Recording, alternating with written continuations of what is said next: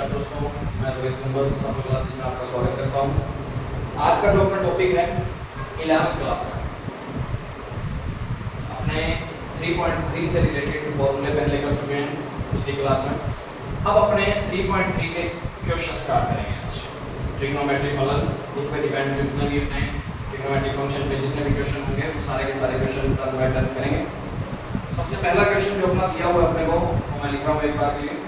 sin square pi by 6 plus cos square pi by 3 minus tan square pi by 4 equal में -1 by 2। तो अपना question ये है पहला कि left hand side is equal to right hand side से करके दिखाना है। तो सबसे पहले हम लेफ्ट हैंड साइड लेके चलते हैं, ठीक है। तो sin square pi by 6 का मतलब क्या होता है, मैं तुम्हें फिर बता देता हूँ। sin pi by 6 के ऊपर पूरे के ऊपर स्क्वायर, चाहे ऐसे लिख दो चाहे ऐसे लिख दो। ऐसा मत सोचने बैठ जाना कि स्क्वायर सर ये तो साइन पे भी आएगा और इस पे भी आएगा, दोनों अलग अलग चीजें थोड़ी हैं। मैंने तो पहले कहा था कि ये दोनों मिलके एक ही चीज बनाते हैं, तो एक चीज होती है तो इस पे ऐसे लिखा जाता है, चाहे उसको ऐसे लिख सकते हैं, ठीक है। इसको ऐसे भी लिखा जा सकता है, cos pi by 3 का स्क्वायर लिखा जा सकता है, माइनस tan pi by 4 का स्क्वायर लिखा जा सकता है, ठीक है जी। वो इक्वल वाला तो अपने प्रूफ करना उसमें, समझ आ गई। तो sin pi by 6 मतलब sin 30 की वैल्यू कितनी होती है 1/2 का स्क्वायर। cos pi by 3 का मतलब 60 की वैल्यू कितनी होती है, cos 60 की वैल्यू भी 1/2 का। और tan pi by 4 मतलब 1 की स्क्वायर, तो 1/4 प्लस 1/4 -1, 1/4 और 1/4 1/2 -1 माइनस का left hand side is equal to right hand side. इस तरीके से क्वेश्चन कर सकते हो, नोट करना चाहो तो।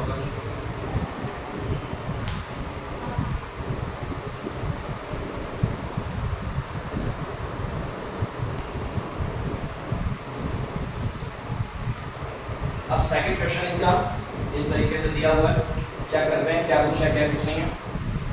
तो लेफ्ट हैंड साइड में लेके चलता हूँ। 2 sin स्क्वायर pi by 6 को अपने ऐसे लिख सकते हैं, कोई बड़ी बात नहीं है, ठीक है। प्लस में cosec 7 pi by 6 को अपने ऐसे लिख सकते हैं, और इनटू में cos pi by 3 को ऐसे लिखा जा सकता है। sin pi by 6 मतलब sin 30 का मतलब 1/2 का स्क्वायर, प्लस में cosec 7 pi by 6। अब 7 pi by 6 को तो अपने क्या लिख सकते हैं, ऊपर बड़ा नीचे छोटा, इसको ऐसे लिखा जा सकता है, प्रॉब्लम नहीं। और cos pi by 3 cos 60 की वैल्यू कितनी होती है 1/2, तो साथ में ऐसे ले सकते हैं, तो प्रॉब्लम तो नहीं है। इसकी सीधी वैल्यू नहीं निकाल सकते थे तो पहले इसको फॉर्मूला में कन्वर्ट कर लिया। मैंने बताया भी है, ऊपर यदि एक बड़ा हो और नीचे एक छोटा हो, मतलब गैप तो एक का ही है पर ऊपर बड़ा है नीचे छोटा है, तो उसको पाई प्लस ऐसे करके लिखा जा सकता है। और यदि ऊपर छोटा हो नीचे बड़ा हो तो पाई माइनस करके लिखा जा सकता है, ठीक है। तो 2 1/4 प्लस में cosec pi plus थीटा, तो यहाँ मैं लिख देता हूँ cosec pi plus थीटा की फॉर्म यही है हमारी, pi plus theta. cosec pi plus theta, pi plus मतलब 180 प्लस किस में आता होता है, थर्ड कोऑर्डिनेट में। थर्ड कोऑर्डिनेट में cosec क्या होता है नेगेटिव, और 180 से लिंक रख रहा है तो cosec नहीं जाएगा, समझ आ गई बात।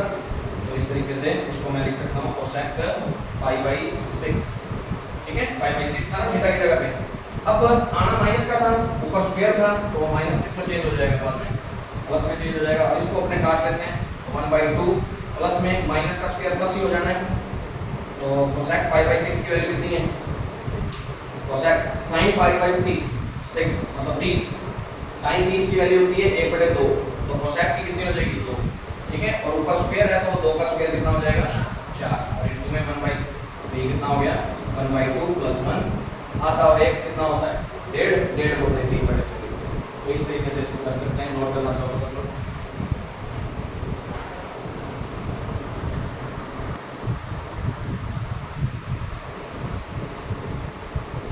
अब थर्ड क्वेश्चन इसका, थर्ड क्वेश्चन क्या बोलता है, cot pi by 6 है, इसको ऐसे लिखा जा सकता है। cosec 5 pi by 6 है, 5 को क्या लिखा जा सकता है pi minus pi by 6, क्यों, क्योंकि नीचे छोटा है ऊपर बड़ा है, डिफरेंस लिख का ये इजी फॉर्म में ऐसे लिखा जा सकता है इसको। फिर 3 10 पाई बाई 6 की होल स्क्वायर और इक्वल में तो प्रूव करना अपने को cot पाई बाई 6 मतलब cos 30 cot 30 की वैल्यू होती है √3 का square. cosec pi minus theta वाली फॉर्म बन रही है। कौन सा कोऑर्डिनेट आ गया 180 माइनस थीटा सेकंड कोऑर्डिनेट में cosec क्या होता है पॉजिटिव ही होता है और 180 से लिंक रखना है तो चेंजिंग भी कुछ नहीं होगी। समझ आ गई बात। तो ये cosec पाई बाई 6 हो जाएगा प्लस में 3 10 पाई बाई 6 मतलब 10 30 की वैल्यू 1/√3 और इसका स्क्वायर प्रॉब्लम √3 का स्क्वायर 3 cosec पाई बाई 6 की वैल्यू sin पाई बाई 6 की कितनी होती है sin 30 1/2 cosec 30 2 और प्लस में 3 × 1/3 निकट जाएगा 5 और 1 6। ठीक है इस तरीके से क्वेश्चन कर सकते हैं। इसका फोर्थ क्वेश्चन आप अपने आप करके देखेंगे। ठीक है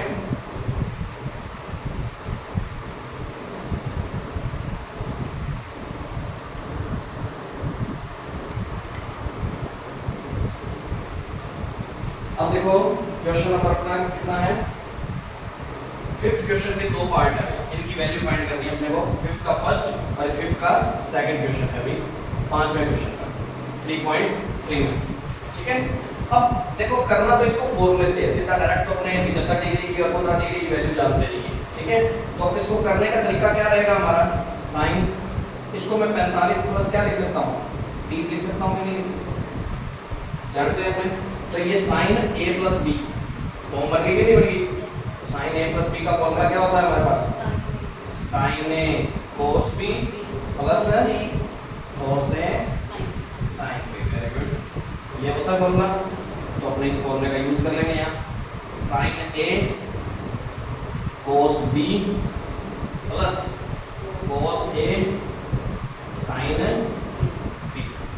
ठीक है sin 45 का मान 1/√2 और गुणा में cos 30 का मान 1/√3/2 प्लस 1/√2 और sin 30 का मान 1/2 और उत्तर तो कितना आ रहा है 3/2 में 2/2 प्लस में 1/2 2/2 उत्तर तो आ गया 2/2 ऊपर रहेगा √3 + 1।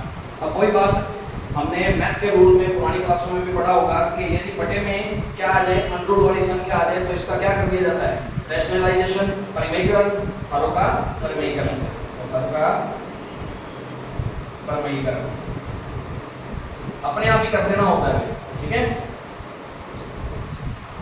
तो परिमेयीकरण क्या होता है अनरूट वाली संख्या सिंगल बैठी है तो सिंगल वाले से सीधा डायरेक्ट ही गुणा कर दिया जाता है। वहां से क्या आ जाएगा √6 + √2 गुना कर दिया और नीचे क्या हो गया 4। तो ये आंसर आ जाएगा। तो ये आंसर निकाल लो तो भी कोई बात नहीं है यहाँ तक छोड़ दो तो भी कोई बात नहीं है पर ठीक है कि हरों का परिमेयीकरण करके पीछे आंसर दिया हो तो ऐसा लिख देना यदि वहीं छोड़ा हो तो वहीं छोड़ सकते हो। अब ऐसे ही इसमें करेंगे तो क्या लिखेंगे ऐसे ही इसके अंदर करते हैं तो क्या बनाएंगे हमने क्या फॉर्मूला बनेगा 10 45 - 30 लिख सकते हैं 45 - 30 और 10a - b का फॉर्मूला क्या होता है 10a - 10b ओवर में 1 प्लस 10a 10b। ठीक है और वैसे भी मैंने 45 प्लस थीटा या 45 माइनस थीटा का तो सीधा ही फॉर्मूला बताया था तुम्हें डायरेक्ट वो भी लगा सकते हैं सीधा लगाना चाहे तो यहाँ फॉर्मूला एक बार के लिए लिखना चाहो तो लिख सकते हो 10a + b का सॉरी a - b का लगाना है तो 10a -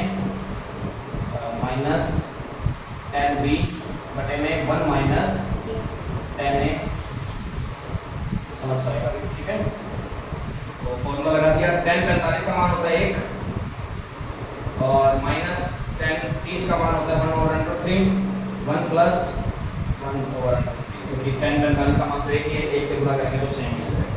तो इसका अपने यदि सॉल्व करते हैं तो कितना बनता है ऊपर √3 -1 फिर नीचे √3 + 1 √3 से √3 कैंसिल √3 - 1 √3 + 1। यदि इतना आंसर छोड़ा हुआ तो ठीक है नहीं तो हरों का परिमेयीकरण किया हुआ तो हरों का परिमेयीकरण भी कर सकते हैं क्योंकि नीचे √, वाली संख्या है तो हर का परिमेयीकरण करा हुआ तो परिमेयीकरण भी कर सकते हैं। तो परिमेयीकरण कैसे करते हैं इसमें यहाँ सिंगल डिजिट नहीं है प्लस में बैठी है साथ में कोई ना कोई, तो इसी के अपोजिट साइन से ऊपर नीचे क्या किया जाता है, रेशनलाइज बोलते हैं इसको, रेशनलाइज करके जो नीचे साइन है ना उसी का अपोजिट साइन ले लिया जाता है। तो ये तो नीचे ऊपर तो होल स्क्वायर बन गया √3 - 1 का होल स्क्वायर, ठीक है, √3 - 1 का होल स्क्वायर। और इसके बाद क्या है, और नीचे क्या आ गया, a + b a - b a² - b² लग जाएगा, तो प्रॉब्लम तो नहीं। ऊपर होल स्क्वायर बोलते हैं तो √3 का स्क्वायर प्लस 1 का स्क्वायर माइनस में 2 √3 2ab a² b² minus 2ab, नीचे 3 माइनस 1, नीचे तो हो गया 2, ये हो गया कितना 3 + 1 माइनस 2 √3 4 माइनस 2 √3 डिवाइड बाय 2, तो 2 ऊपर से कॉमन आ रहा है तो क्या बनेगा 2 माइनस √3 और 2 से कैंसिल, आंसर आ गया 2 माइनस √3। तो आंसर यदि यहाँ छोड़ रखा है तो ये वाला कर लेना, ये कर रहा है तो ये भी कर सकते हो, कोई भी लिख सकते हो, कोई प्रॉब्लम वाली बात नहीं है। 10 15 वाला वैसे 10th क्लास में क्वेश्चन आया था जिसके अंदर 10 15 की वैल्यू तुम्हें गिवन होती है, ठीक है, वो इस तरीके से भी निकाली जा सकती है। पर एक और तरीका भी निकाला था लास्ट टाइम पे, ये कभी 10th क्लास में कभी याद हो तो आपको, तो इस तरीके से तुम कर सकते हो, नोट करना चाहो तो।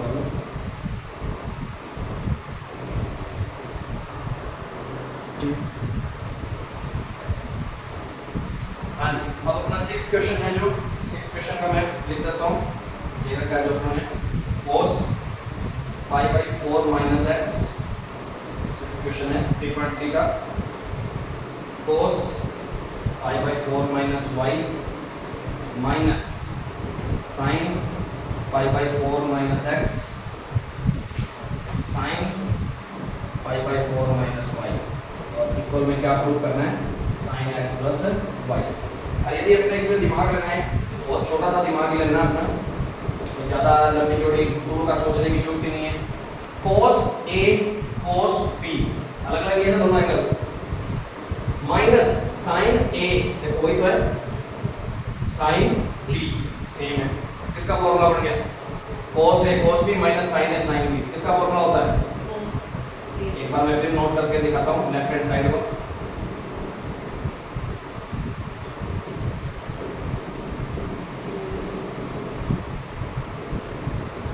जानते हैं ये फॉर्मूला किसका होता है, cos a + b का होता है, क्योंकि माइनस है ना बीच में, तो cos a cos b minus sin a sin b, ठीक है, तो वो वाला पार्ट दे रखा है, अपने इसको ये लिख सकते हैं, तो cos a की जगह a आ जाएगा, ये पूरा a था, प्लस b की जगह b आ जाएगा, cos a + b का फॉर्मूला होता है, लिख दिया, ठीक है, तो जो कट रहा है वो कट जाएगा,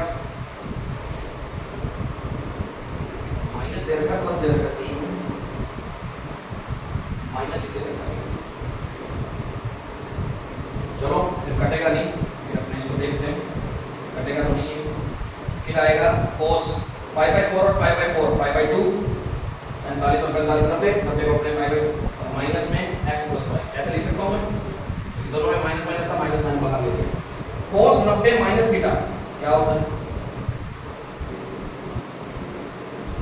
कौन सा क्वाड्रेंट, फर्स्ट 90 - थीटा 90 से छोटा, फर्स्ट क्वाड्रेंट में सारे पॉजिटिव, cos किसमें चेंज हो जाता है, और cos थीटा sin थीटा बन जाता है, ठीक है, तो ये sin कितना आ जाएगा, थीटा की जगह कौन है x + y, तो इसी तरह कर लो, कर लोगे ऐसे, नोट करो।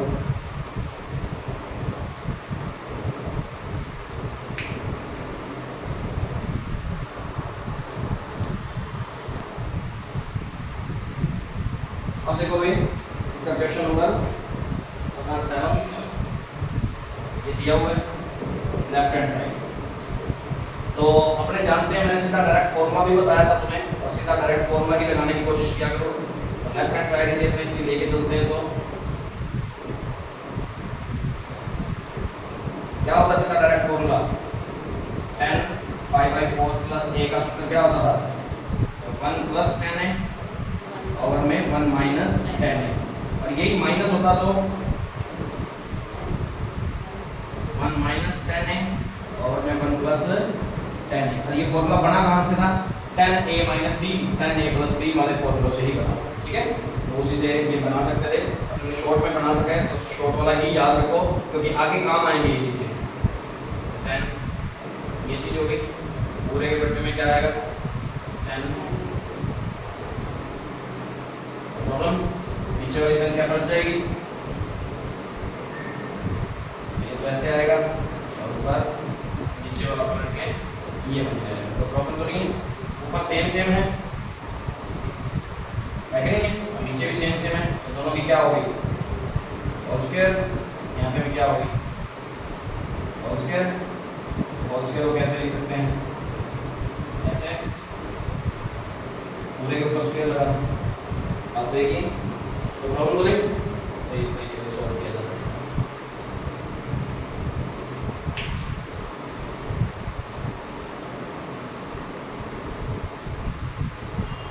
अब इसके आगे वाले क्वेश्चन जो हैं 8th 9th 10th और 11, ये क्वेश्चन भी तुम अपने आप करके देखोगे, उन्हीं में कोई ना फॉर्मूला लग रहा होगा, अपना दिमाग लगाने की कोशिश करनी है कि कौन सा फॉर्मूला लग रहा है, ठीक है, कौन सी टर्म बन रही है।